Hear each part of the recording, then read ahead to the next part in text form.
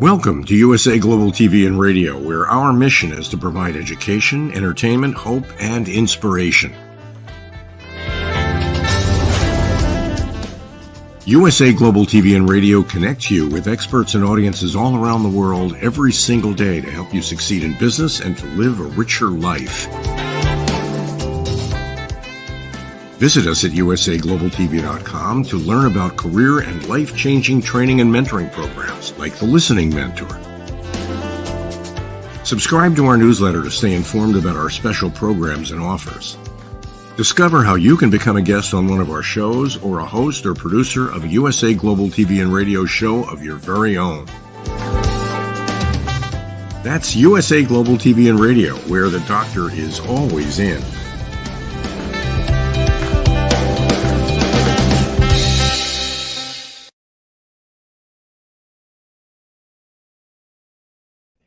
Hello, everyone. Welcome home. Welcome back to USA Global TV and Radio, where we stand for education, hope, inspiration, and a little bit of entertainment as well. I'm Dr. Jacalyn Kerbeck, and our show today is The Art of Creating Mental Health Wealth. This is a show because of the creator, JENETTA Barry, where we come and celebrate the arts and how people have incorporated the arts into their life to help them with their mental health. Let's welcome this genius creator, JENETTA Barry, in the Epiphany Process. Hello.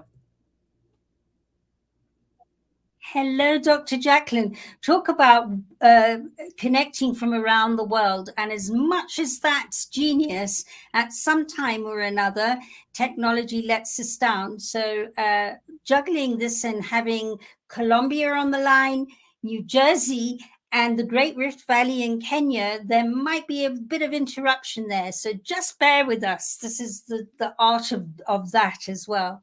But Dr. Jacalyn, always wonderful to be on air with you for our viewers and listeners. And in our opinion, the two of us, this show can make a difference to a lot of people as they share the art of how they overcame a challenge and were able to make a difference. And today is absolutely no different from our others. In fact, this person is very, very close to my heart. Manuela Gil lives in Colombia. She is Colombian. And she and her husband, Nils, work with a company called Vivaldi over there that assist with supplying medical equipment around Colombia. But what really touches my heart with this lady and her husband is that it isn't just about that. It's about growing people, connecting with people, connecting on the medical side and making a difference. And boy, has this lady made a difference to many people's lives. So welcome today, Manuela Gil. Hello, good morning and good afternoon, JENETTA. Hi, everyone. I'm Manuela. Hi, Manuela. So nice to see you. Thanks for joining us today. And congratulations on the work that you and your husband are doing to change lives. How did you two get inspired to take on this work? So I got inspired from my family. So my husband is German, and I was living in Germany and working there as a process engineer. And we always wanted to come to Colombia. And the idea to come to Colombia was because we were thinking we could give more to our society than just doing our job there. And that's why we came to Colombia, and we started to work with my father in the company he founded and growing it. Thank you. That's exciting. Yes. And of course, anytime you take on a new project, there's always things that come up, right? There are things that occur that stand in our way of accomplishing what it is that we want to accomplish. What were one or two of these things that came up for you and your husband in this initiative? You mean like challenges? Yes, Jacalyn? Absolutely. Okay, so one of these was in 2018, 19, my father, so we arrived here in Colombia already 10 years ago in 2013. And okay, the first time we were just working to structure more the business. And then in 2018, my father decided to step out of the company. And we were working on that a lot together as a team, but we were not working with the team that was working with us, so our employees. So what happened was that when he stepped out, we started to have a lot of difficulties with our team because they were not really we were not really matching each other. Our type of leadership was another one. So this was one of the challenges because we went through this difficulty. It was very difficult to work and to be like in the day by day. This is one of the challenges, and there is now one that we are facing, and it started last year, and it's all the changes in the finances and all the like the increase in the interest rates that is happening and the way we are working. So if you ask me for two challenges, I would say these two. I can tell. And what I love is, as you're saying it, you're smiling. So you weren't going to let it keep you back, which is really phenomenal. So for people who are not aware of what the economic or the social setting is there in Colombia, how would you describe it? It's very unstable right now. So it has been unstable. Then was a stable phase, and now it's very unstable. So since last year, we got a new government, and people are afraid of this new government because they believe we are going to end up like Venezuela. I still believe that we could have good changes in the society. We will see. And because of that and all the global situation, what is happening in the world, so the inflation rate is going very high, and the interest rate is it has been, so before we were like maybe at 10% per year with the, if you are taking capital loans from the bank, and now from one moment to another one increase up to 28%. Wow, Yes. that's a lot. Yes. So how does what's going on there in the economy, how does that impact the work that you're doing? So one thing and there I would like to add something. One thing that we do at Vivaldi, our mission and our goal is to make easier the job of the people that cares for life. And here I mean the health professionals. And one thing that we have been doing is to work in executing projects for humanitarian aid. So we work, our customers are, for example, the Red Cross, United Nations, and other NGOs that works in humanitarian aid and that want to strengthen the communities regarding health. So we just started with that. We already do that since a lot of years, but we were very focused in Colombia. And since the pandemic, we started to do it in Colombia and Latin America. So these kind of projects, you need to, as a company, you need to finance these projects. And this is what we have been doing. But while financing and the interest rates go so high, you are not competitive anymore to execute these projects. So thanks for sharing that. It sounds like then you're being held back somewhat from what it is that you truly want to accomplish. Would you say that's accurate? Yes. Yes, because we cannot. So when, for example, let's say a Red Cross wants to make a project in Venezuela and to bring some medical devices to strengthen the medical hospitals, or I'm sorry, not the medical, the hospitals. And then we want to do it.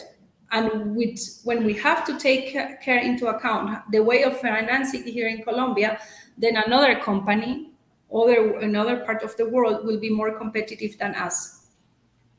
Wow, that makes it tough. So Yes. what does your growth trajectory look like for the next few years? What are your plans? My plans is to create an impact investment fund to solve this problem of our company and in other companies in the world, because this kind of problem is facing a lot of companies, for example, in Africa. So we have been invited already to do these kind of projects in Africa and also for East Europe. And we were not competitive enough because with the people that we were working with and with the people that we were creating the supply chain, it was happening the same as here in Colombia. So now my plans are big. We want to create an impact investment fund based on emergencies, to respond to emergencies, and to boost the providers for the international organizations that works in humanitarian aid. That's fantastic, and I'm sure you're going to accomplish it. How can our audience help you with your initiatives? Oh, I was not expecting that question. Thank you. So if you know someone that is interested in helping this fund, so we are right now in the moment of creating it. So we are starting to creating the fund. So we are searching for people that want to invest in the fund, in the impact investment fund. So if you know someone that will be interested to talk with us, to see it and to invest on that, that will be great. If you can contact us with organizations that are working with international organizations in humanitarian aid, that will be great if you can bring us in contact. And also, if you know companies like us in emerging countries that would like to work on this, also will be great, because we are collaborating, for example, with a company in Egypt and also in Ghana to create supply chains that are in the local regions to respond to these emergencies. Such incredible work that you're doing. I want to make sure that we have your banner up so that people can reach out to you. So, Manuela, let's talk a little bit about the actual services that you provide. You mentioned that the Red Cross is one of your clients. Yes. So, what kind of services do you provide to them? So when it depends on the project, but I will tell one, for example, that we were doing with International Red Cross in 2021.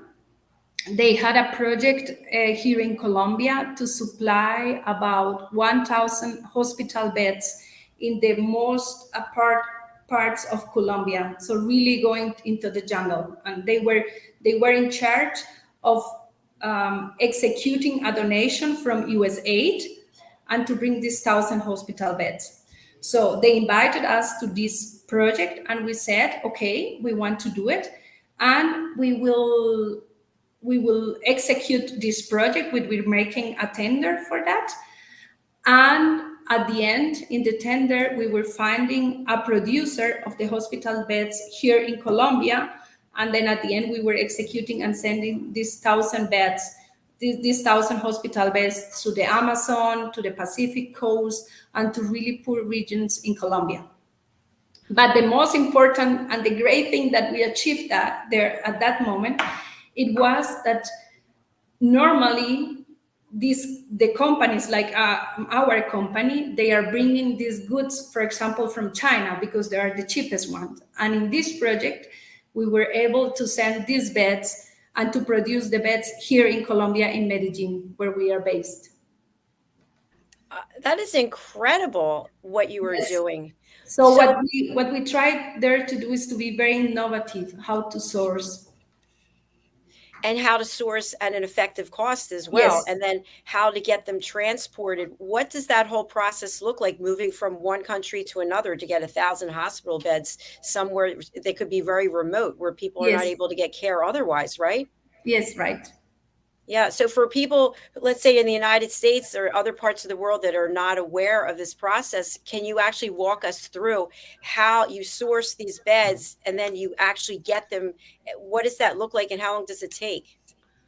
Well, it takes a few months. So what we were doing here so first we were making a joint venture with the producer here in Colombia. And then once we won the project, we won the tender, and we started the project, the manufacturer started to build the beds.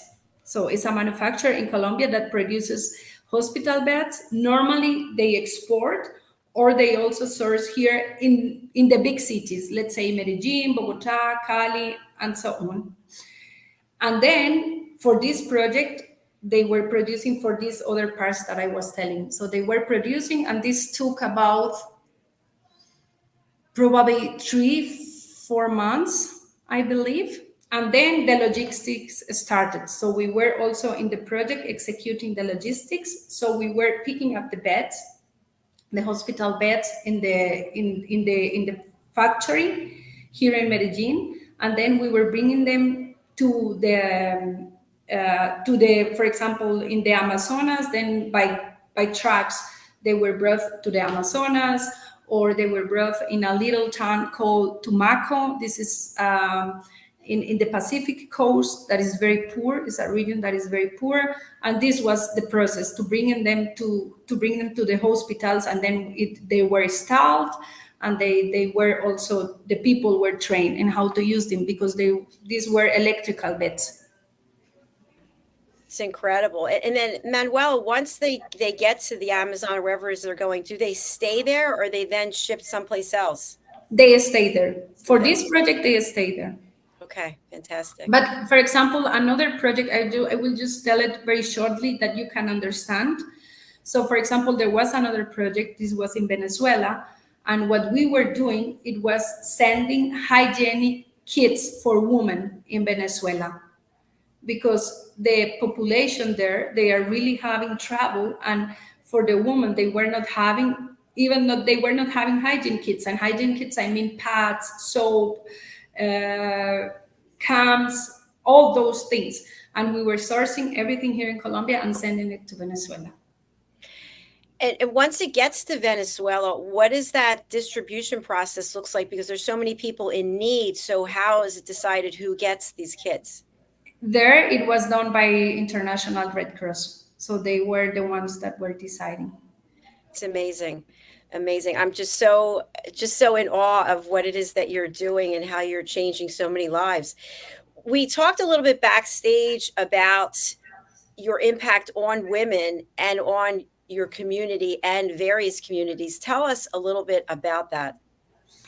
When JENETTA asked me this question, when we were talking about the show, it was really like, the question was like, wow, because I realized that actually all of my life, since I think I'm a young, since I was maybe 15, when I'm facing challenges, I am embracing them in a way that at the end inspires me a lot, and I get empowered.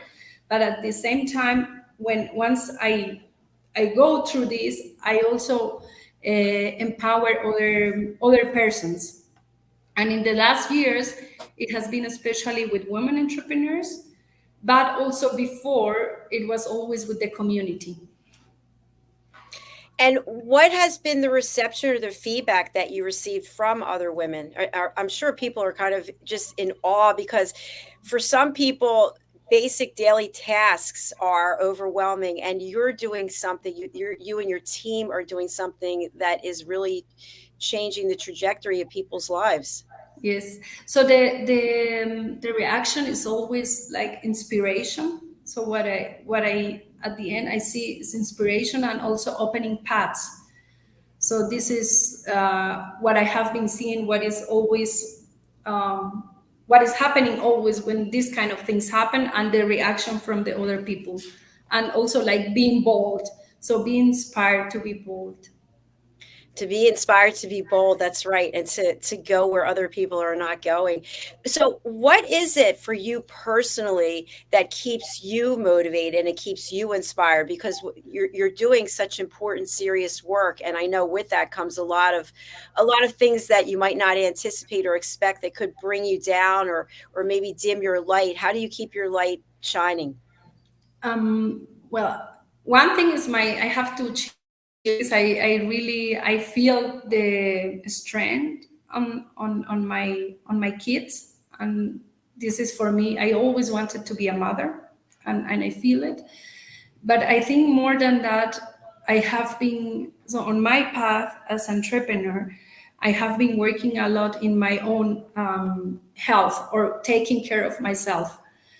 And I have been going through very working on that. So I really take time to work on me and to work on taking care of myself and on my well-being. And I think this is what keeps me going. Also, I have recognized that my driving force is being a lighthouse of inspiration by walking new paths and integrating them in my life and then showing them to other ones. But first, it starts with me. Absolutely. And while I have you on Spotlight, what are some of the things that you do for your self-care? Well, I meditate every day. Every day I do it at least 30 minutes. I do sports also very regularly. I started to play tennis again before when I was 15 or something. I was playing a lot and then I stopped, and after 20 years I started again playing tennis, and I like to be that in that moment present. So I do regular sports. I have a guy, like a coach, that I visit once a month, and that I before it was a bit more, now it's a bit less, but I really take care that I have someone to talk about. I do courses in what I'm interested. So, for example, right now I'm learning about courage and being bold. Like going more deep into that. I also have like a spiritual journey, not religious, but spiritual, and these kind of things. So important. It really is. And a question that comes up is you and your husband are partners, and that can be challenging, right? That can come with its own set of, wow, it's you again. It's here you are at home and here you are at work. So how do you manage that relationship personally and professionally so that it works really effectively? So what we do during the week is that we have together an appointment for us as entrepreneurs. So we meet once a week to talk about the topics from the company or the projects that we have, and we try not to do it at home. So we try, sometimes we do it, but we try to have another topics that we take in the normal day or in the normal way in the car and so on. We try to talk about something different.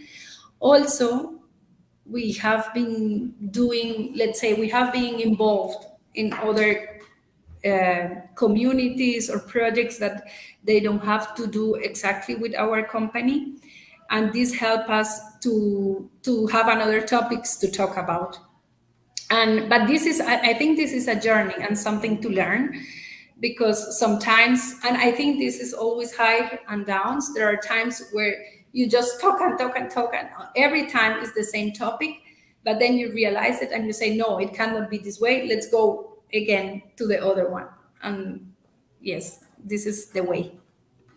I think what you just described was you have an effective communication plan. You have a communication strategy, and you have boundaries as to when you're going to talk about certain things, and then other times they're off limits. Is that correct? Yes, that's correct. Fantastic. Well, congratulations on that also, because that's not easy. No, it is not. And I think, as I said, Dr. Jacalyn, I think it is not something that is always is perfect. It is not like that. There are times, and there are times where you have highs, and you have times where you have downs, and there are times that you need to work again on this. So it's not solved. Yeah, it's ongoing for sure. So I'm wondering, how has social media and the metaverse, for example, how has that impacted your ability to get your message out? Well, social media, we have been working on this already since a lot of years. Also for things, so the humanitarian aid projects outside Colombia, we just started since 3 years, right? And we are still working on that. Social media, it has been working very good for us in the work that we do. And of course, for that, the more you put in and the more strategic you put in, the better it will be what is coming out. And for the metaverse and how I got to know JENETTA, that it was in your global village, what is helping us right now is really to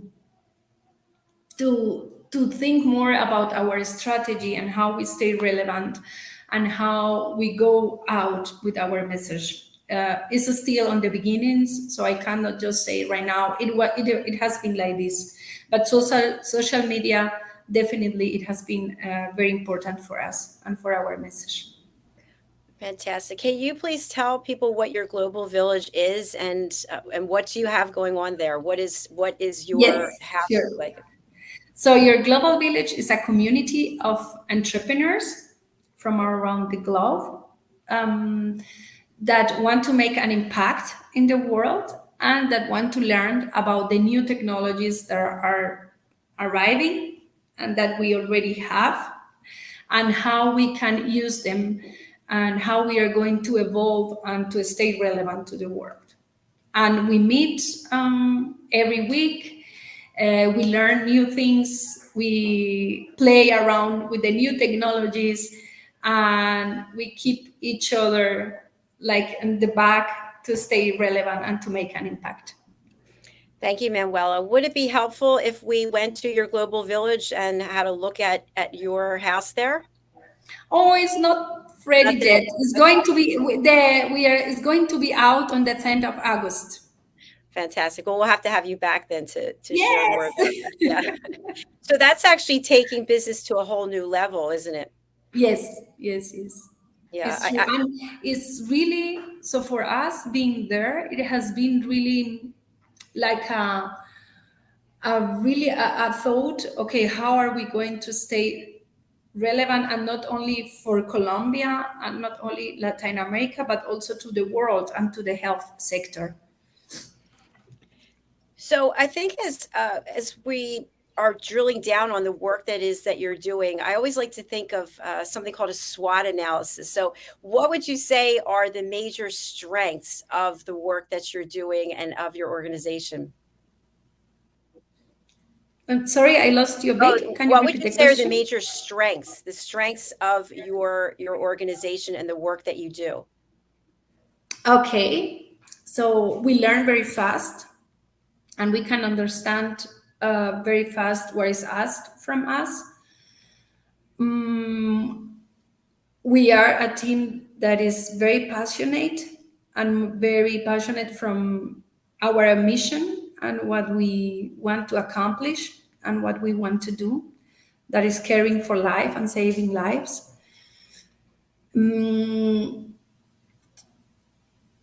We are very international. So here for Colombia, between my husband and the CEO, we three are very international. The three of us speak three languages: German, English, and Spanish, and we can create very good relationships with in the international field. And that's so important, isn't it? Because if you're dealing with people from all different countries, you have to be able to not only empathize and have compassion, but also be able to facilitate from a business perspective. Yes, that's right. Yeah.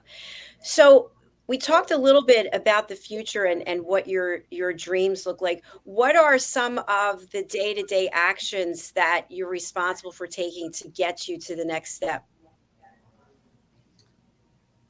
I lost one word of you at the beginning. Can you repeat the question, Sure. please? Yes, you shared with a big smile your dreams for the future, and so I'm wondering, working on going for the future starts today, right? So Yes. today you have to put things in place to help you get there tomorrow. So what are some of the things that you can share so that business owners, people who are watching this, and people, women in business, for example, and people who are interested in going into a similar field, what are some of the steps that you take on a regular basis that are building Okay. blocks for tomorrow?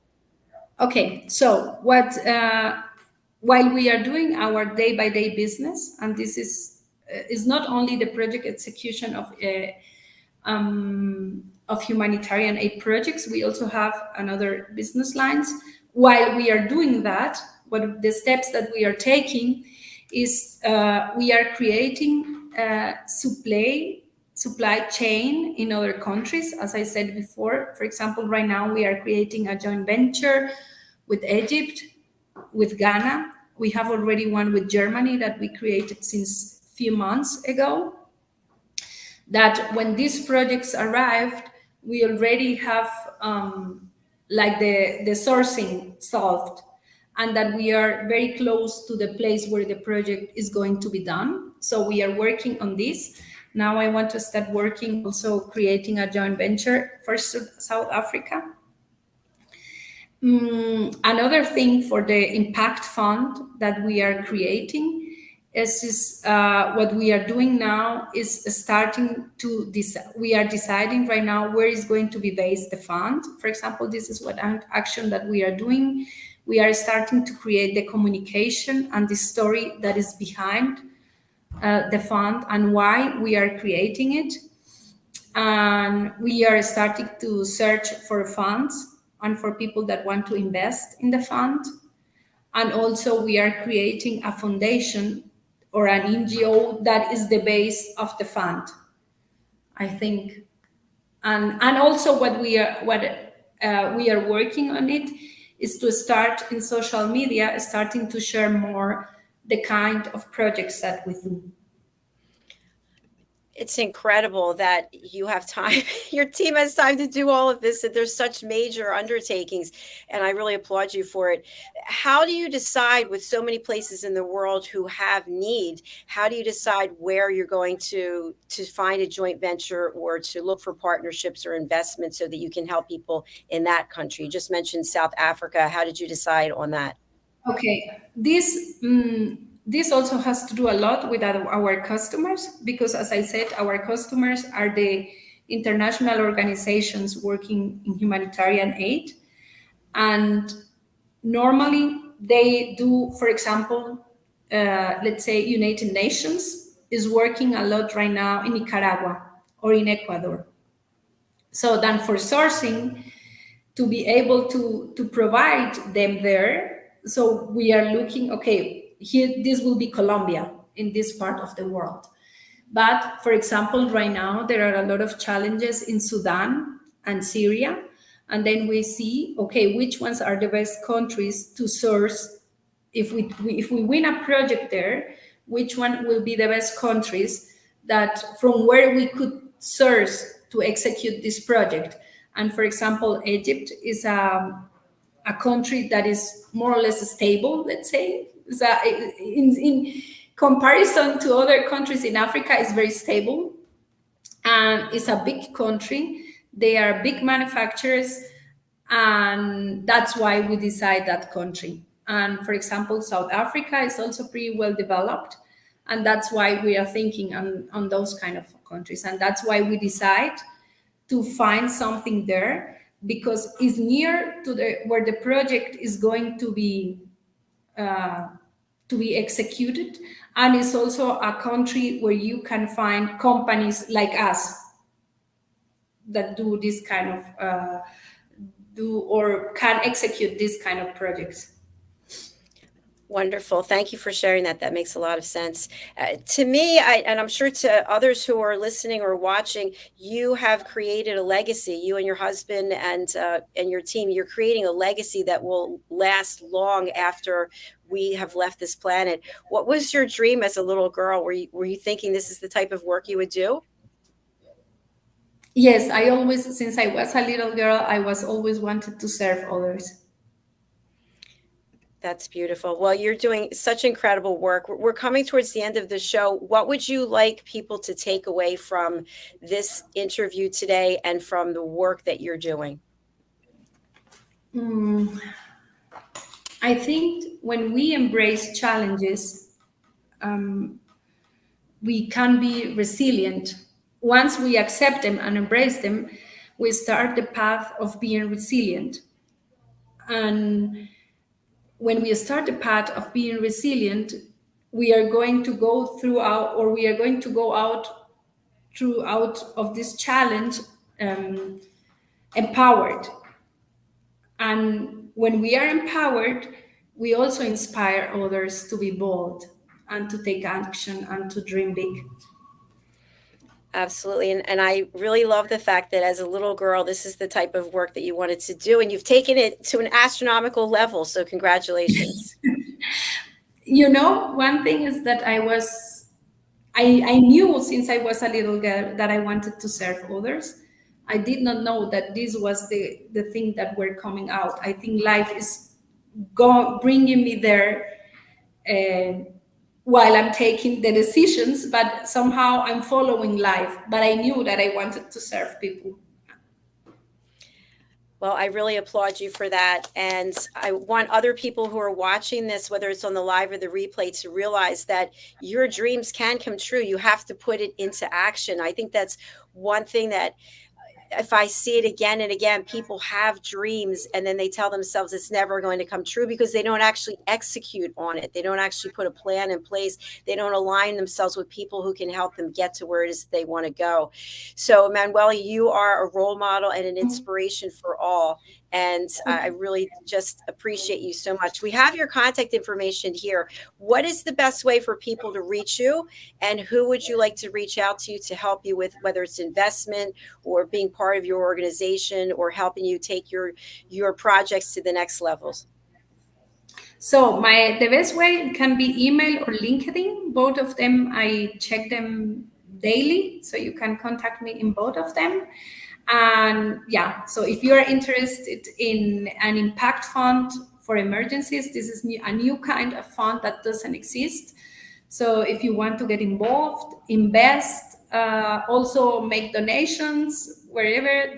And also, if you have companies that that are working in producing things that we need in humanitarian aid crisis, this will be also great to know. Outstanding. And to get in contact. Thank you. The work that you're doing, it just warms my heart because this is exactly what our platform is about. So I thank you so much for coming here and spending your time, and I hope you'll come back and see us again soon. Thank you, Dr. Jacalyn. Thank you very much. Thank you very much. Bye for now. Bye. Bye. We're going to welcome JENETTA Barry and the Epiphany Process back to the show. JENETTA, hello, welcome.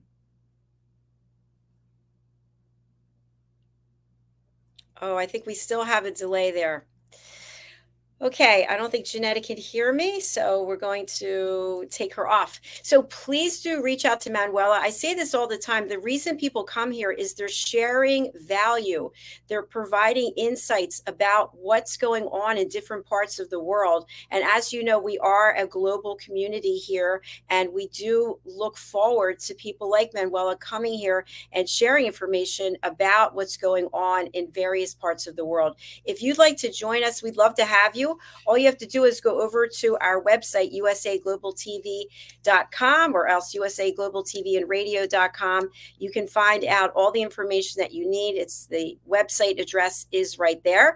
And we'd love to have you wherever you're watching us. We'd love to have you subscribe to our YouTube channel. We love all the platforms, but we get really good real-time information from YouTube. And our YouTube channel is USA Global TV and radio. So go over there, please. Thank you so much. Our next show is coming up. It's the United Kingdom News and Culture. But before we go, I'd love to just give a shout out to our sponsor.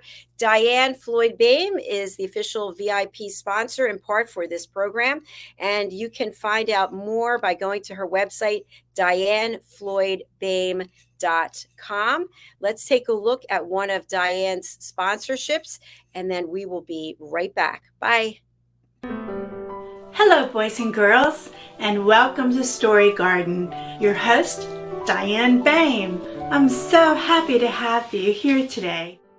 Diane Floyd Boehm tells wonderful stories that warm the heart, spark the imagination, and unite people and families across generations. For children, Diane's Harry the Camel connects with all of us who've ever wondered how different our lives might have been if only we'd been born something better, like a wonderful horse instead of an ordinary camel. In the end, we all learn along with Harry that there's nothing better than just being yourself.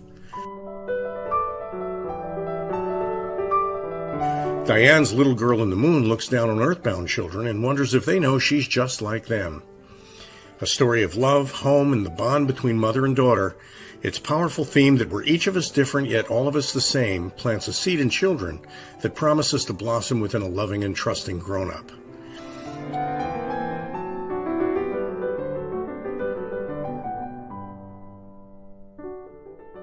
Diane's new biography, Rise, recounts the experiences of her grandmother, Ruby, to reveal the hidden strength of the human spirit.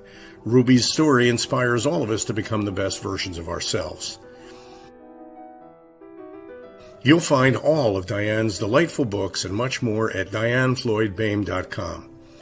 Visit dianefloydboehm.com. That's dianefloydboehm.com.